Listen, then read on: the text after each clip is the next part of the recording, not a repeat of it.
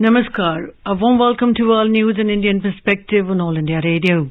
I'm Anita Anand, bringing glimpses of the major developments of the day from across the globe.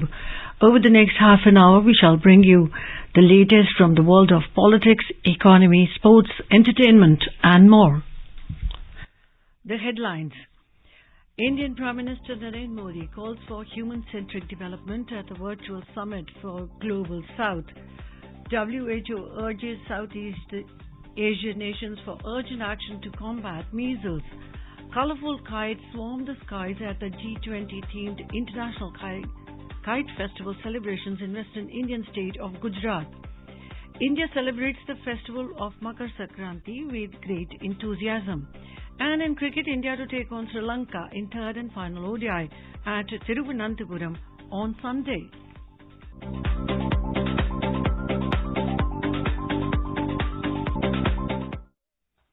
The festival of Makar Sankranti is being celebrated across the country on Saturday. The festival is also known as Uttarayan, which marks the movement of the sun towards the north.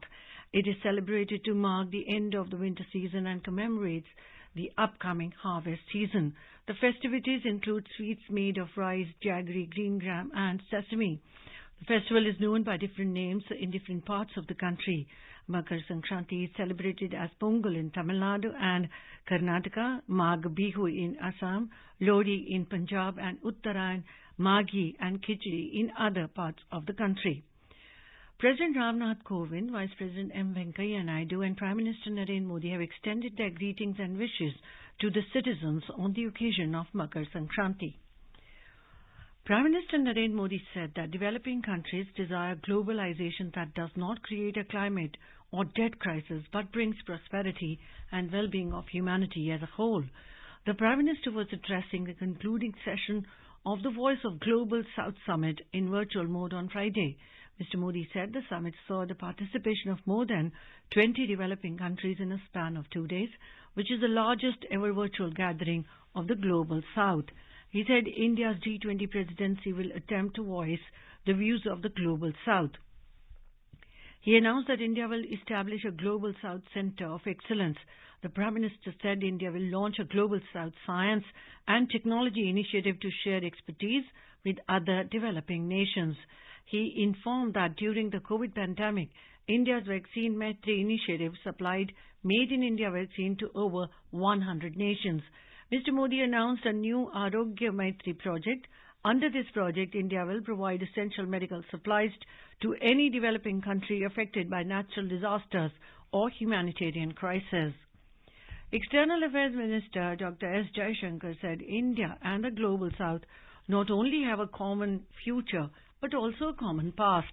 He said India and the Global South shoulder burdens of a colonial past, even while facing inequities of the current world order. He was addressing the foreign ministers' session on G20 at the Voice of the Global South Summit being held virtually. Dr. Jaishankar stated that during its G20 presidency, India will articulate an agenda that will prioritize a new globalization paradigm focused on vulnerable populations and decentralization. It will also focus on bringing down walls in accessing opportunities around the world. Taking collective efforts to address challenges of food and energy security and driving consensus on Green Development Pact of G20 leaders are the other focus areas. He pointed out that from decolonization to resisting alignment, the Global South has always chosen the middle path where diplomacy, dialogue and cooperation take primacy over competition, conflict and divisions. He further stated that Prime Minister Narendra Modi had declared that this is not a need of war and the need to give up the us versus them mindset and to work collectively as one human family. G20 India 2023. One Earth, one family, one future.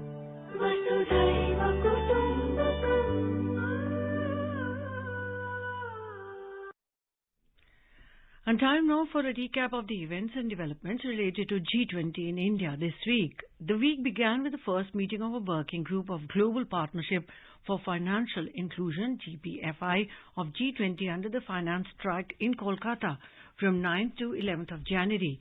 GPFI member countries, invited nations and international organizations took part in the deliberations on the agenda of financial inclusion under India's G20 presidency. Economic advisor in the Department of Economic Affairs, Chanchal Sarkar, said digital public infrastructure and reducing cost of remittances were the two most important issues. The focus was on improving and simplifying the digital transactions for the benefit of the people. Financial inclusion, digital public infrastructure. These are very important tools, and that is why we organized this symposium on unlocking the potential of digital public infrastructure for advancing financial inclusion. Many speakers, they have agreed almost that digital public infrastructure approach is the way to include many of these left out people, and globally 1.4 billion people are still unbanked as per the World Bank's record. So that would be our agenda. An exhibition on innovative financial products was also held in Kolkata. Foreign delegates had a glimpse of Bengali culture as they enjoyed performances and visited Victoria Memorial and heritage sites in Kolkata. Through G20 presidency, the Indian vision is to promote a universal sense of oneness and to work together to shape a new paradigm of human-centric globalization where no one will remain behind. Our G20 logo and theme together convey the message of India's G20 presidency, which is of striving for just and equitable growth for all in the world. As India begins its G20 presidency this year, it is natural that its aim is to amplify the voice of the Global South.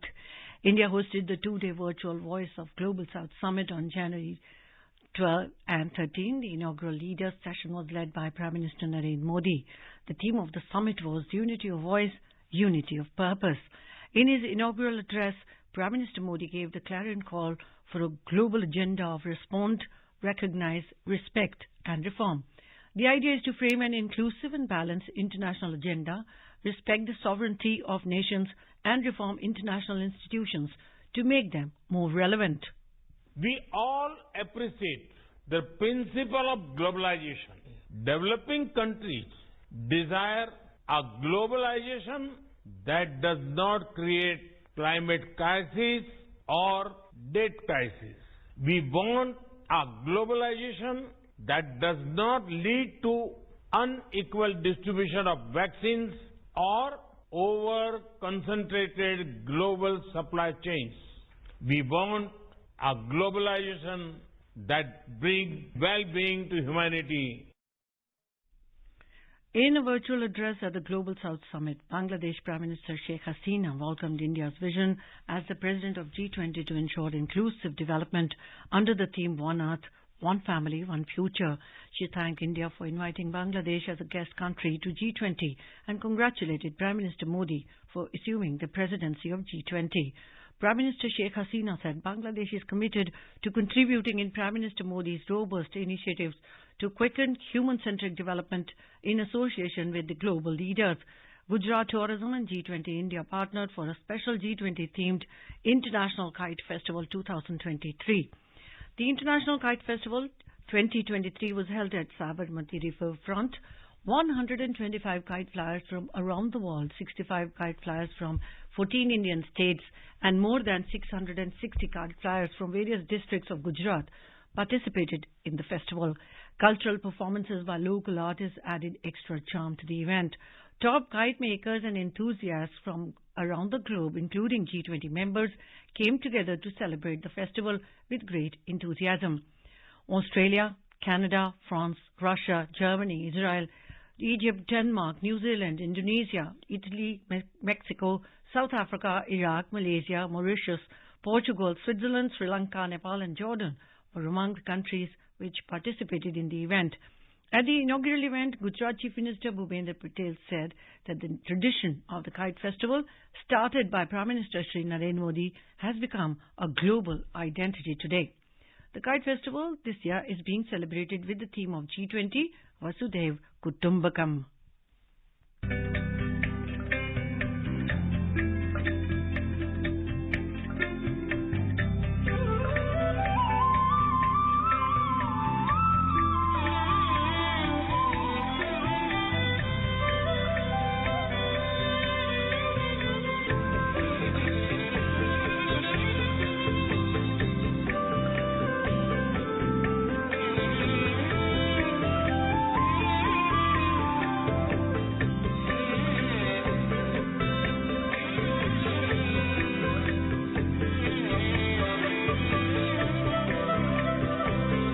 આંતરરાષ્ટ્રીય પતંગ મહોત્સવ 2023 જેમાં આ વખતે G20 theme ઉપર આધારિત છે.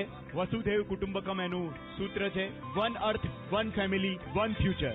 વિશ્વના ફલક ઉપર જે પોતાની સંસ્કૃતિની મહેક ફેલાવી રહ્યું છે એ ભારત અમદાવાદના આંગણે આપ સૌ આમંત્રિત મહેમાનોનું આંતરરાષ્ટ્રીય પતંગ મહોત્સવ 2023માં સ્વાગત કરે છે. આ વખતે આંતરરાષ્ટ્રીય પતંગ મહોત્સવમાં લગભગ 53 દેશોમાંથી 124 આંતરરાષ્ટ્રીય પતંગબાજો, 14 રાજ્યોમાંથી 65 રાષ્ટ્રીય પતંગબાજો અને આપણા ગુજરાતના 22 શહેરોમાંથી 660 પતંગબાજો ભાગ લઈ રહ્યા છે. વડાપ્રધાન શ્રી નરેન્દ્રભાઈ મોદીના નેતૃત્વમાં ભારત પ્રથમવાર G20 દેશોની બેઠકની યજમાની કરી રહ્યું છે.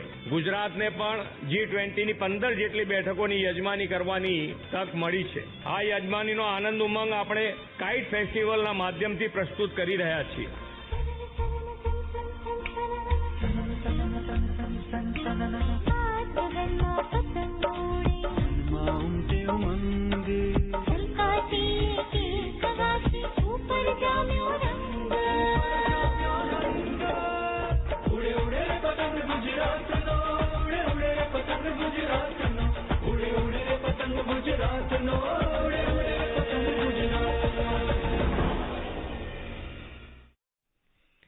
Gujarat will be hosting around 15 G20 meetings under both Sherpa and finance tracks out of the 200 scheduled ones under India's presidency.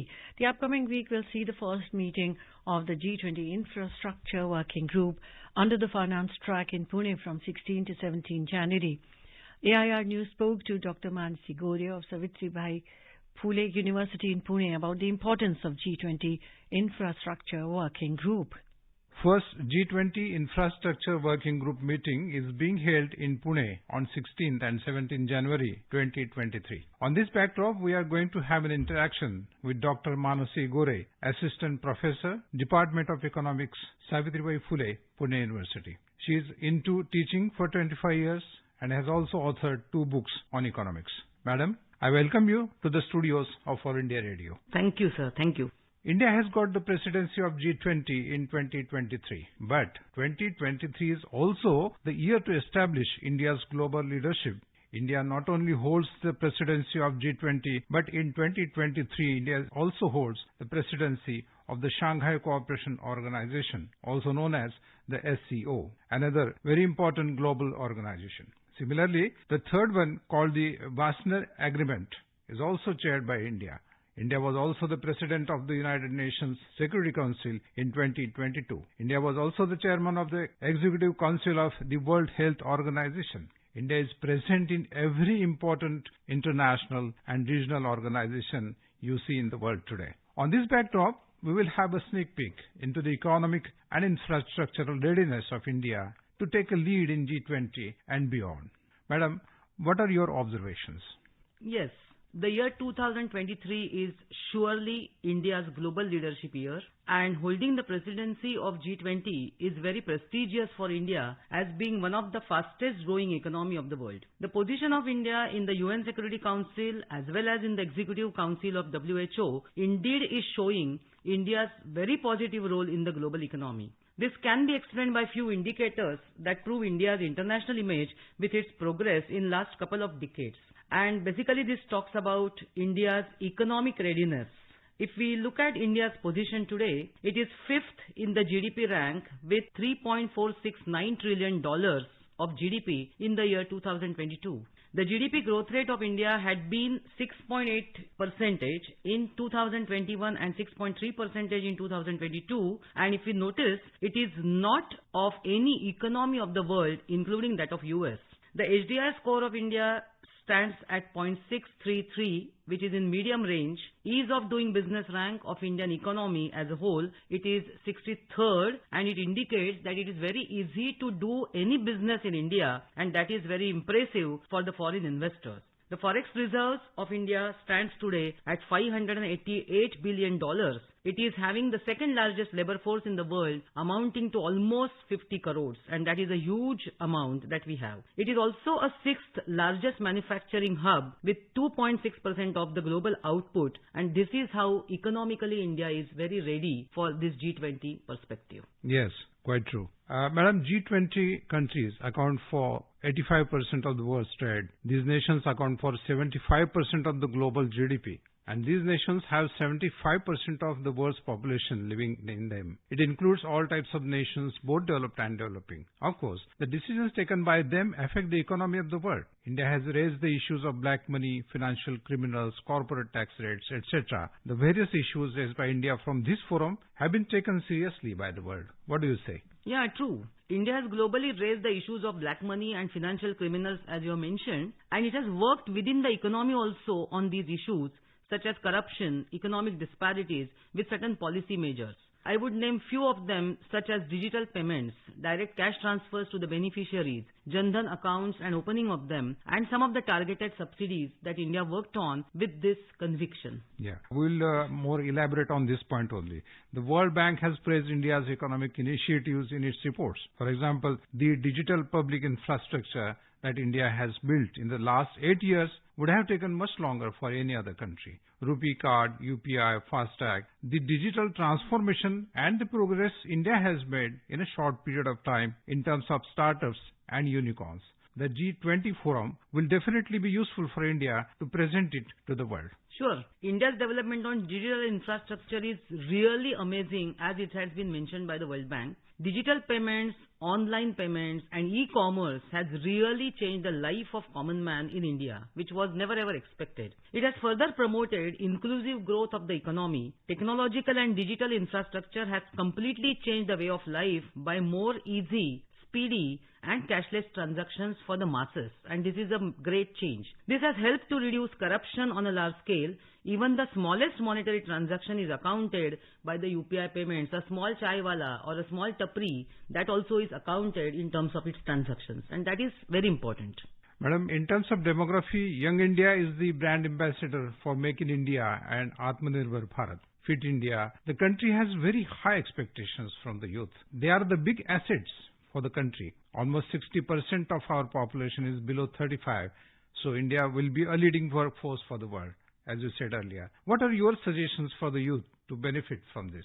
Yes, Young India no doubt is the opportunity to reap the so-called demographic dividend. Demographic dividend, as we all know, it's a dividend which is to be paid on an asset. If the demography is considered as an asset, demography is definitely going to enjoy the dividend. It has the second largest labor force in the economy of the world, with good education, relatively better skill development along with its cost effectiveness. Indian labor is demanded worldwide for being cheaply available across the world. However, if this huge workforce is to be converted in terms of as an asset to get a dividend, it needs to be well oriented and well planned, and I think that is the biggest challenge before the economy. The educated labor force must fulfill the global demand by necessary skill sets in terms of soft skill development, and that is very important. At the same time, the new educational policy which we have adopted in 2020 and would be effective right from this academic year would be in a position to effectively implement with more practical approach, because merely the graduates in terms of quantity are not going to be useful. On the contrary, they will be useless unless they are qualified by skill sets and market approach. Increasing the youth employability, therefore, I think would be the biggest challenge here if we really want to turn this demographic dividend in terms of an asset. Very well said, madam. And lastly, how smart cities like Pune, because the two meetings are going to be held in Pune, how cities like Pune are to benefit from the organization of meetings leading to the G20 conference? Yes. In case of smart cities like Pune and how they would be benefiting from this G20 meetings that are taking place in India, basically, we need to basically look at India's G20 priorities.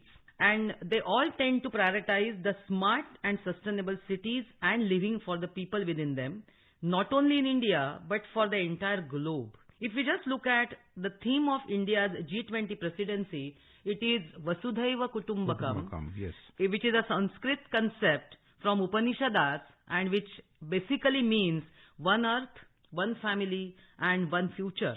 And this can be achieved by India's G20 priorities, which are listed on official document of India, is green development, climate finance and lifestyle for environment, accelerated, inclusive and resilient growth of the economy, accelerated progress on sustainable development goals, which is agenda for 2030. We are interested to have that kind of a world where all the economies would be sustainable.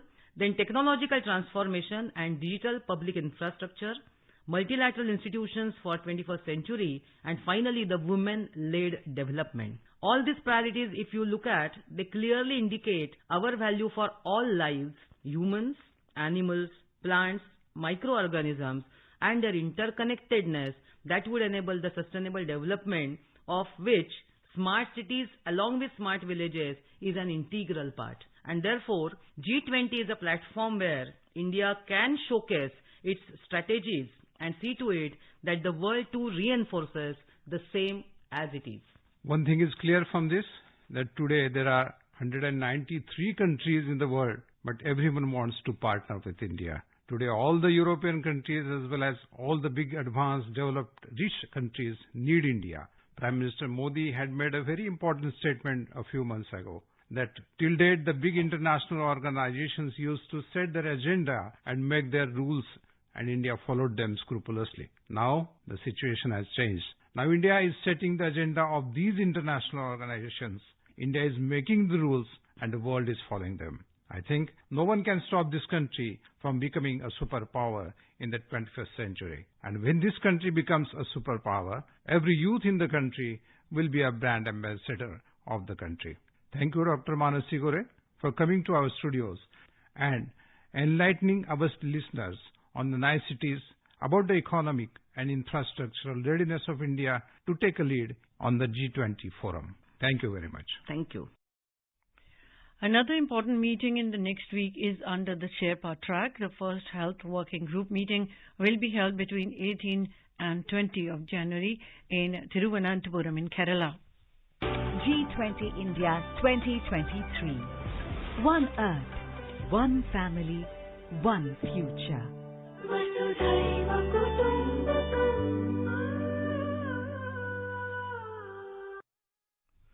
Foreign Secretary Vinay Mohan Kwatra stated that India's G20 presidency will capture the sentiment and views of the entire developing world.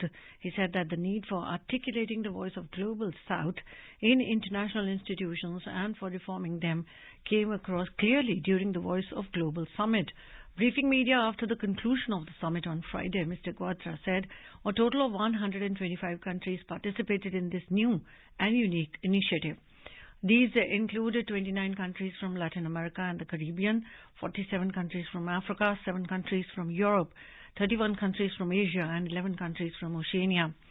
The Foreign Secretary said that the Voice of Global South Summit came at a time particularly difficult for the developing world as it is facing numerous challenges across economic and political domains. He said there was a uniform acknowledgement that the agenda of the summit echoed the priorities, perspectives and concerns of the developing world. Mr. Kwatra said many of the participating leaders and ministers asked India to carry their voices into the G20 and other international groupings. This is All India Radio giving you the world news. In today's Hotspot section, we bring you a news commentary on Prime Minister says youth is the driving force of India's journey. Prime Minister Narendra Modi inaugurated the 26th National Youth Festival in Hubli, Karnataka. The program coincided with National Youth Day, which is celebrated on the birth anniversary of Swami Vivekananda to honor and cherish his ideals, teachings and contributions. The theme of the festival is Vikasit Yuva, Vikasit Bharat, and it brings diverse cultures from all parts of the country on a common platform and unites the participants in the spirit of Ek Bharat, Shresth Bharat. The Prime Minister said Hubli region of Karnataka is known for its culture, tradition and knowledge, where many great personalities have been awarded the Gyanpith Puraskar. He informed that this region has produced several great musicians like Pandit Kumar Gandharv, Pandit Basavaraj Rajguru, Pandit Mallikarjun Mansoor, Bharat Ratna Pandit Bhimsen Joshi and Pandita Gangubai Hangal, and paid tributes to these personalities. Highlighting the importance of National Youth Day in the year 2023, the Prime Minister remarked that on one hand, we have the exuberant National Youth Festival, and on the other hand, there is the Azadi Ka Amrit Mahotsav.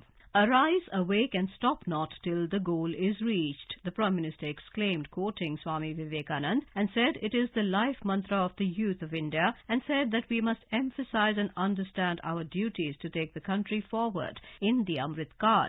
The Prime Minister highlighted the inspiration from Swami Vivekanand derived by the youth of India in this endeavour. I bow my head at the feet of Swami Vivekanand ji on this special occasion, the Prime Minister remarked. He also paid tributes to Sri Siddheshwara Swami, who passed away recently. Mr. Modi highlighted the association of Swami Vivekanand with the land of Karnataka. He noted that Swamiji visited Karnataka many times and Mysore Maharaja was one of the key supporters of his visit to Chicago. Quoting Swami Vivekanand, the Prime Minister said, the development of a nation becomes easy when we possess the power of the youth. He mentioned that Karnataka has gifted the nation with numerous personalities who gave foremost importance to their duties towards the nation and reached extraordinary feats at a very young age. The Prime Minister gave the example of Maharani Chennamma of Kittur and Krantiveera Sangoli Rayana, whose courage broke the resolve of the British Empire, and also mentioned Narayana Mahadev Dhoni, who sacrificed his life for the nation at the young age of 14 years. World Health Organization, WHO, has urged all nations in Southeast Asia to take urgent and accelerated measures against measles. The disease is on the rise, with nearly 9 million children having missed vaccination against it in the past 2 years. Regional Director of WHO Southeast Asia, Dr. Poonam Khetarpal Singh, said there is an urgent need to stop and prevent measles outbreaks and accelerate efforts to eliminate the disease. In FIH Hockey Men's World Cup on second day, New Zealand defeated Chile 3-1, while Netherlands beat Malaysia 4-0 in Rourkela. In Pool B, Belgium thrashed Korea 5-0 and Germany outsmarted Japan 3-0 in Bhubaneswar. And in cricket, third and final ODI between India and Sri Lanka will be played at the Greenfield International Stadium in Thiruvananthapuram on Sunday. The match will start at 1:30 p.m. The Indian team has clinched the series with wins in Guwahati and Kolkata ODIs. They will be looking to clean sweep the ODI series. India earlier won the three-match T20 series 2-1 against the Sri Lankan team. And now let's take a look at the major developments around the world as reported in the foreign press. The New York Times writes Western tanks appear headed to Ukraine, breaking another taboo. Wall Street Journal writes Biden, Japan's Kishida focus on boosting security cooperation to counter China. The Financial Times writes Germany's defense minister poised to step down after a series of errors. And Straits Times writes Indonesia sends warships to monitor Chinese Coast Guard vessel. And now a quick look at the headlines once again. Indian Prime Minister Narendra Modi calls for human-centric development at the virtual summit for Global South.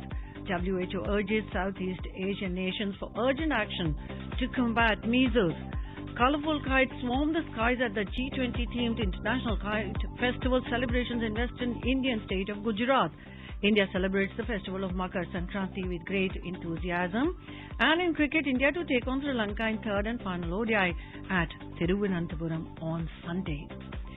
And now, before we end, let's listen to Mahatma Gandhi's favourite bhajan, Vaishnav Jan, by artists from Sudan.